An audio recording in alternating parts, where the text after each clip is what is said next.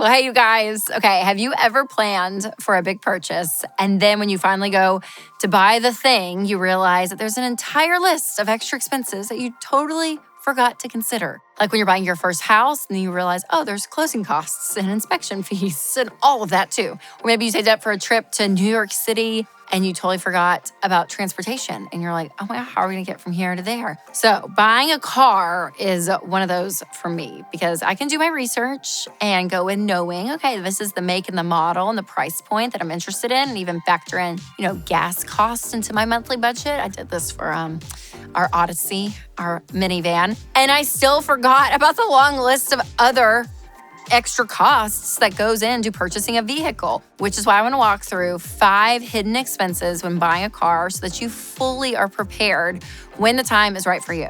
So first, if you're not familiar with Ramsey, let's talk about what kind of car you should be buying depending on your current financial state. So buying used cars, you guys, is something we are big fans of. And people think, oh my gosh, a used car, I need a reliable car. There are great, reliable used cars, okay? This is a place where you're like, other people can take the hit because a new car loses so much of its value the moment you drive it off the lot. And then you go 2 years old, 3 years old, 4 years old, and the value just tanks. So let someone else take that hit and buy a used car. It is great. Now, once you have a net worth of $1 million is when we say, okay, you can financially take the hit to be able to buy a brand new car. But until then, buying used cars is awesome. Okay, let's talk about some of those sneaky expenses that people always forget about. The first expense that people tend to forget about is added warranties and features. So with new cars especially, the price that is shown on the tag or online doesn't always include the fees, the warranty packages, or additional features that you might be interested in. Because of this, it can be really helpful to have a range for your overall budget rather than just a specific number. So you'll also want to decide what your answer is going to be to certain questions before you get to the dealership. For example,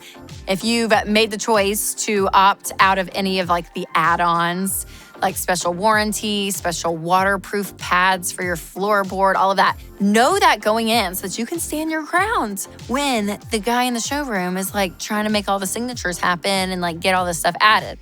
Your decision is already made and you know what you're gonna do. The second expense people forget about when buying a car is vehicle registration fees. So you have to register all new and used cars with your state of residency. And if you buy a car at a dealership, they'll usually set this up for you for a small fee. But if you buy your car privately or transfer your title, you'll have to handle it on your own at the DMV. And some states even require emission tests on an annual basis. This is for non-electric cars, and that usually costs less than $20. And finally, the cost of vehicle registration, which is where you go and renew, your license plate tags from year to year. That can range anywhere from $80 to $100 depending on your vehicle and the state you live in. And vehicle registration fees are definitely worth budgeting for, so remember that. $100 next year and this year be towards your car. The third hidden car expense that you need to expect is the cost of insurance. So the cost of insurance varies based on what car you drive, driving history, your age, but also know that it is required in 49 of the 50 states. And if you happen to know without Googling, don't cheat. The one state that does not require car insurance, leave in the comment below. We will see if you're right.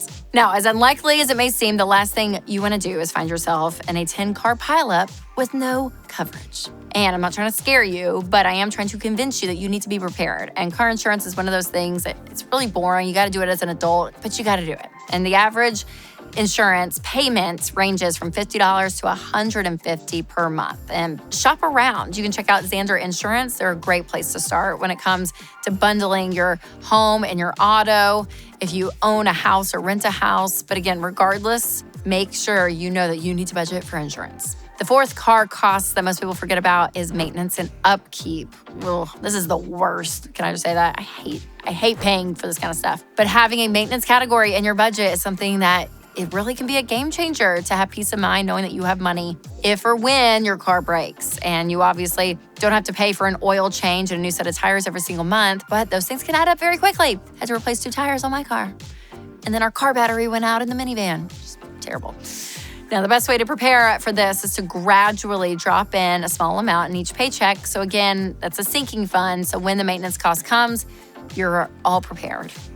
And the fifth hidden car cost that most people overlook is vehicle depreciation. We kind of talked about that earlier. I'm not trying to be dramatic, but listen, this is something we do not talk about enough. And it's become normal to throw away hundreds of dollars every single month in a car payment on a depreciating asset that's worth less and less every time you drive it. I talked to someone on the Ramsey show the other day, and their car payment was $1,700 a month. That's more than most mortgage payments. I mean, it's unbelievable. So unless you're on baby step 7, transportation, it's a necessity, okay? It's not a luxury. We're getting from point A to point B. And don't throw away hundreds of dollars or thousands of dollars because of that, okay? Don't have a car payment. It's one of the things in life, again, we're talking about throwing your money away. It's interest and all this stuff. So, okay, now that we've covered all of those hidden expenses in the car buying process, here are 3 main takeaways to remember. Number 1, always think about the big picture before you make an important decision, especially when it comes to your money. Be thinking about overall, what is going on here, right? When you're looking at the car you're going to drive, is it going to be something that you'll probably have for a few years? As you think about your family dynamic, think about the cash that you have.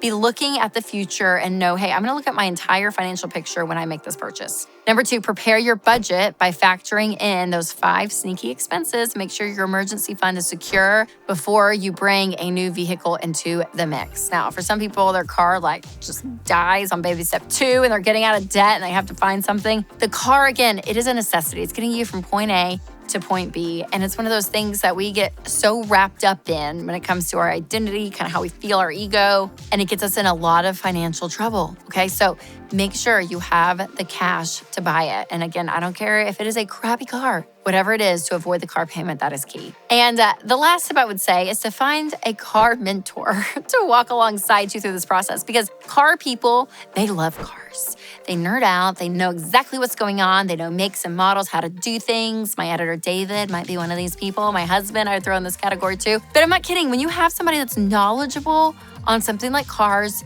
it is so helpful. We took our minivan in because the battery kept dying and they ran all these tests. And then they emailed me, you guys, a list of 6 things that were urgent. They had this green exclamation point next to it. And they're like, must do, must do, must do. And honestly, if it was just me, I'd be like, oh, okay, I must do this or my car's gonna explode. I don't know what to do. And Winston texted back because I screenshot it to him. He was like, say no to everything, it's fine. And I was like, okay. And so honestly, I wouldn't have known that. And so find somebody, I don't care if it's your uncle or your dad or a friend or a friend's husband. I don't care who it is, but somebody that is good with cars that you can be like, hey, what do I do here? It will save you hundreds, if not thousands of dollars, okay?